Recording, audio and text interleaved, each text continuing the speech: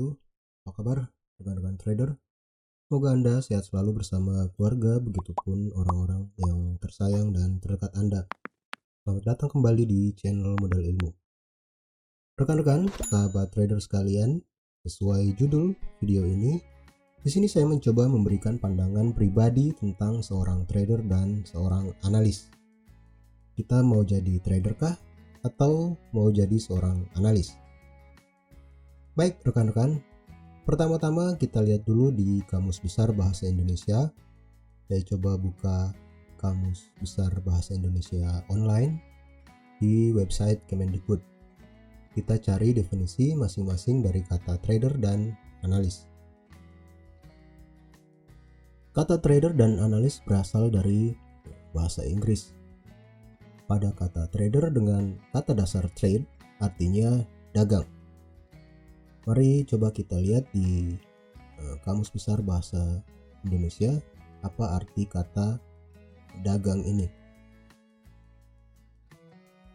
Di sini terlihat bahwa dagang artinya adalah pekerjaan yang berhubungan dengan menjual dan membeli barang untuk memperoleh keuntungan. Jual beli niaga. Dan kata pedagang dalam hal ini dalam bahasa Inggris disebut sebagai trader, artinya adalah orang yang kerjanya berdagang. Lalu kita lihat lagi nih kata analis di Kamus Besar Bahasa Indonesia.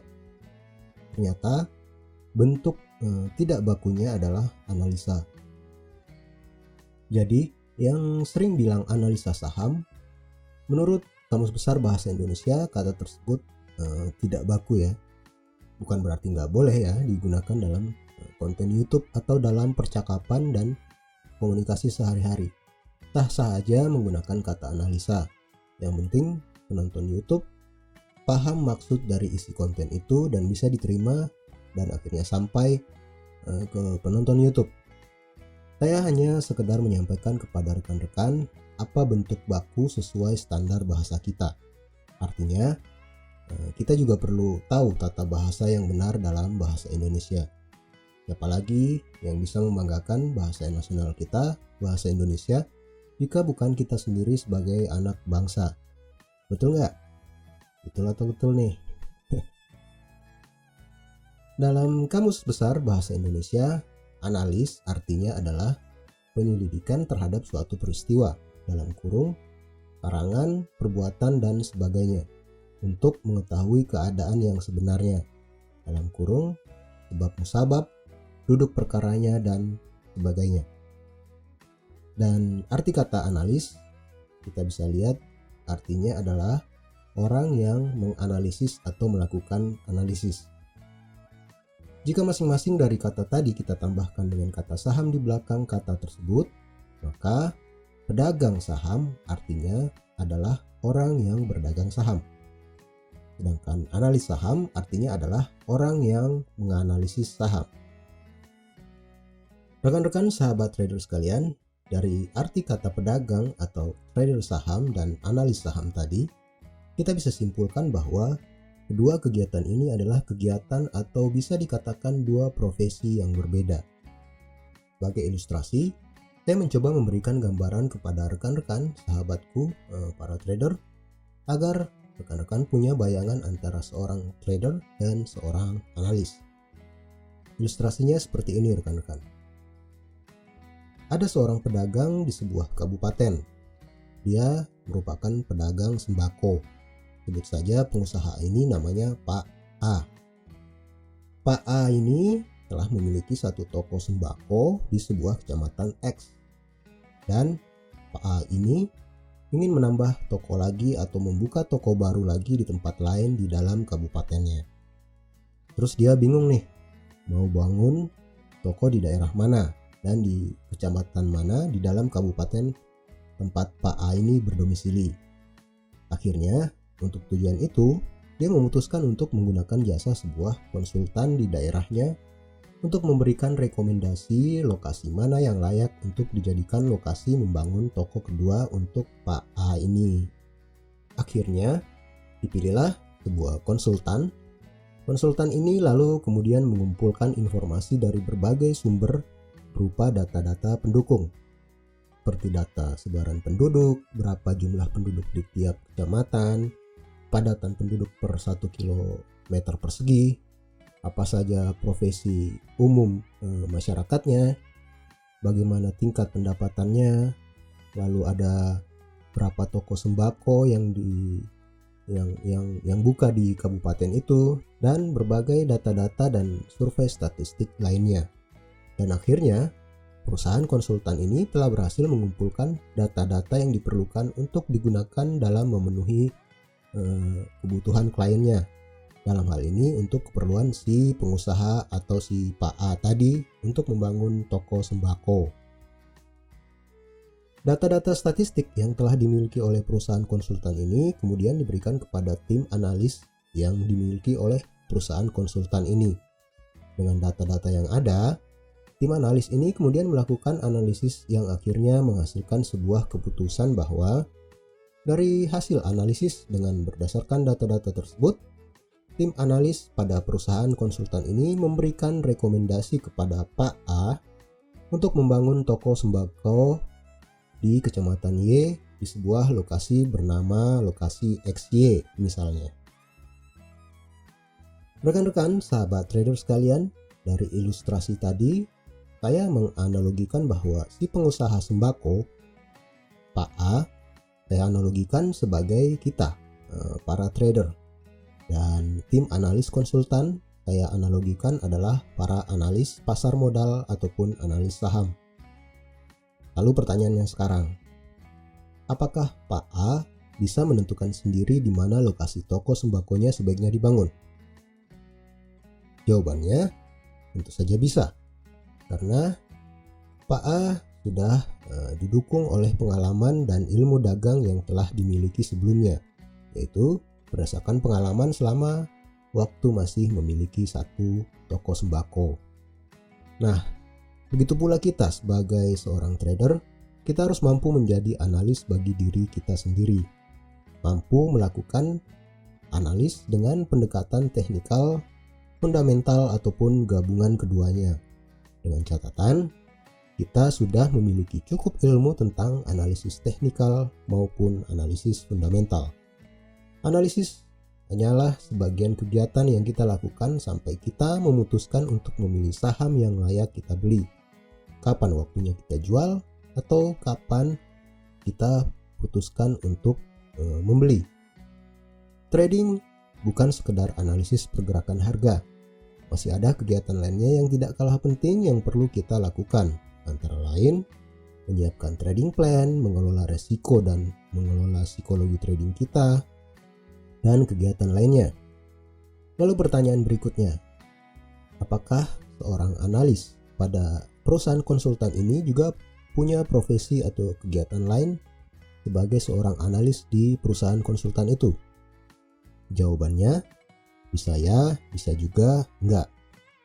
Kalaupun jawabannya iya, belum tentu jenis usaha yang sama dan berada di kabupaten yang sama. Seorang analis tentunya hanya melakukan tugasnya sebagai analis, fokus pada hasil analisis yang akan direkomendasikan ke klien mereka.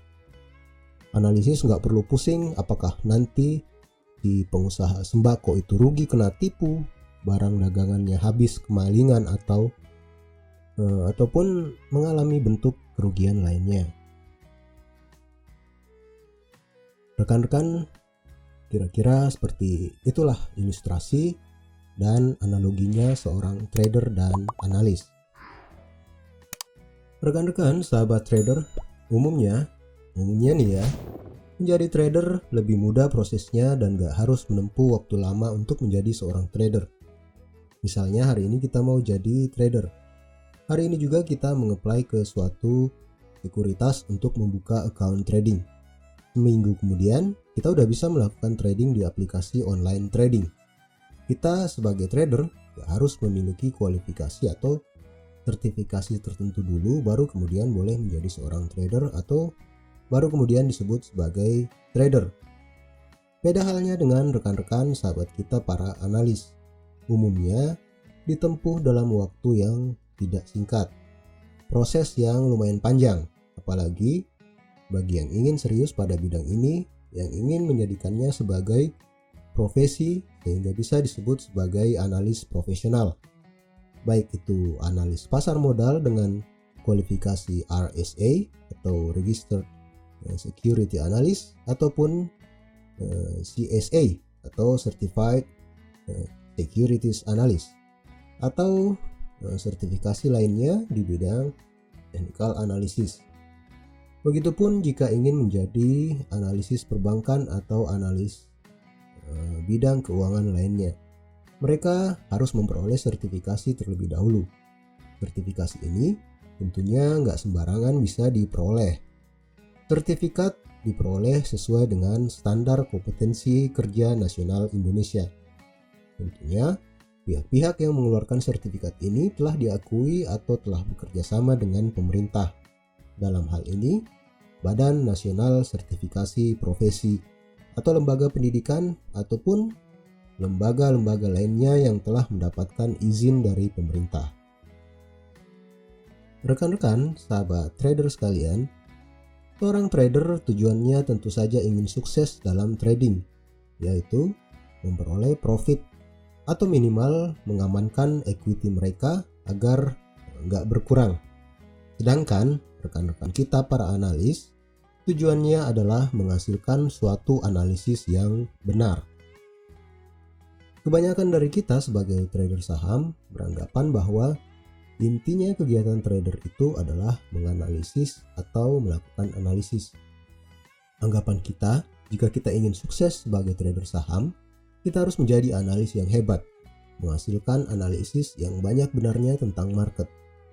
Trader saham yang sukses tentu saja bukan berdasarkan hasil analisisnya yang banyak benarnya, tetapi seorang trader sukses adalah mereka yang mampu mengelola resiko keuangan, mengelola trading plan, dan mengelola emosi diri mereka, terlepas dari apapun hasil analisisnya.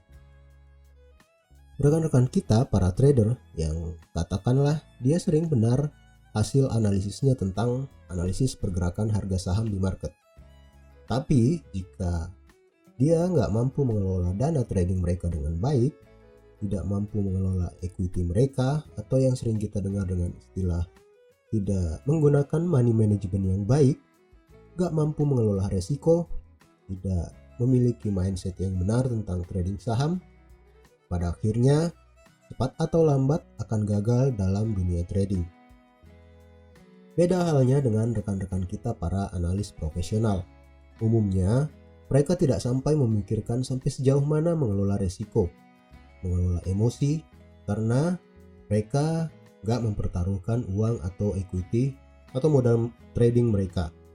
Dengan kata lain, mereka kan gak trading, jadi ngapain mikirin emosi dan psikologi trading? Terkecuali jika si analis ini juga melakukan trading di luar profesi mereka loh ya. Jadi, profesional analis tugasnya hanyalah memberikan hasil analisisnya kepada pihak yang menggunakan jasa mereka. Umumnya, seorang analis akan dinilai performanya kurang jika hasil analisis mereka sering salah. Hasil prediksi mereka tentang market sering salah. Tetapi, meskipun hasil analisisnya atau hasil prediksinya salah, forecastingnya salah, secara finansial mereka tidak mengalami rugi. Kan mereka nggak melakukan trading seperti yang dilakukan kita para trader. Dampaknya mungkin hanya sebatas kredibilitasnya aja atau performanya aja yang dinilai negatif. Dari penjelasan saya tadi, perbedaan yang paling menonjol dari kedua kegiatan profesi ini adalah outputnya atau tujuannya. Seperti yang saya kemukakan, seorang analis bertindak untuk memberikan hasil analisis yang benar, sekecil mungkin, atau bahkan jangan pernah memberikan hasil analisis yang salah. Nah, bagi trader yang berpikir dan bertindak seperti seorang analis, justru kemungkinan akan mengalami kegagalan dalam kegiatan tradingnya. Jika hasil analisisnya salah, kita sebagai trader akan merasakan dampak secara finansial, yaitu kita mengalami loss atau berkurangnya equity kita di portofolio. Kita sebagai seorang trader Jika hasil analisis kita salah, seharusnya hal yang kita lakukan adalah segera menutup posisi dan fokus ke saham-saham lain yang masih berpotensi untuk profit. Salah dalam analisis bagi seorang trader itu adalah hal yang biasa. Gak perlu takut, apalagi sampai malu untuk mengakui jika hasil analisis kita salah. Jangan karena pengen update status di media sosial, kita mati-matian tetap kekeh dengan pendapat kita. Lain halnya jika hasil analisis kita sebagai trader sesuai atau benar, maka akan keluar-keluar di medsos. Bener kan kata gue? Bener kan hasil analisis gue? Bener kan prediksi gue? Begitu prediksinya salah, kita alasan disiapkan untuk membenarkan pendapat kita, hanya untuk mengcounter bulian dari para netizen. Atau yang lebih parah, kita sebagai trader jadi kepala batu. Akan tetap mempertahankan posisi, gak segera cut loss dari posisi, padahal kita sadar telah salah dalam analisis yang kita lakukan, dan endingnya hanyalah loss yang kita alami. Rekan-rekan dan sahabatku para trader, sebagai trader yang harus kita ingat adalah 3 pilar dalam trading yang dikenal dengan istilah 3M: mindset, money management, dan method.